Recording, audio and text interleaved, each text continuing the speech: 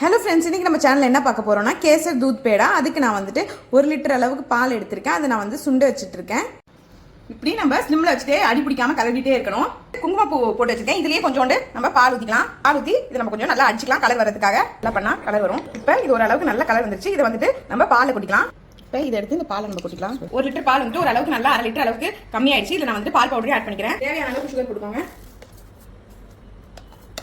இப்போ ஒரு டீஸ்பூன் அளவுக்கு நெய்யும் ஆட் பண்ணிக்கிறேன். இதுலயே இது நம்ம இன்னும் கொஞ்சம் நல்லா பால்கோவா கன்சிஸ்டன்சி வர வரைக்கும் நம்ம இது பண்ணிக்கலாம். இது இப்போ ஓரளவுக்கு திக் ஆயிடுச்சு. கீழே வந்து அடி பிடிக்கிற மாதிரி இருக்கு. நான் ஒரு பேன்ல மாத்திக்கிறேன். இதை திக் ஆயிடுச்சு. இப்போ இன்னொரு 1 ஸ்பூன் வந்து நெய் ஊற்றிக்கலாம்.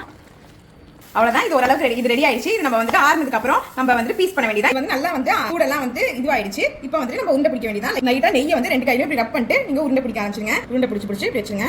ஆல்மோஸ்ட் முடிச்சிட்டோம். கார்னிஷ் பண்ணிக்கலாம். ஒரு நட்ஸ் ஏதாச்சும் வச்சுக்கோங்க. இப்போ ஒரு குங்குமப்பூ இப்படி வச்சுக்கலாம்.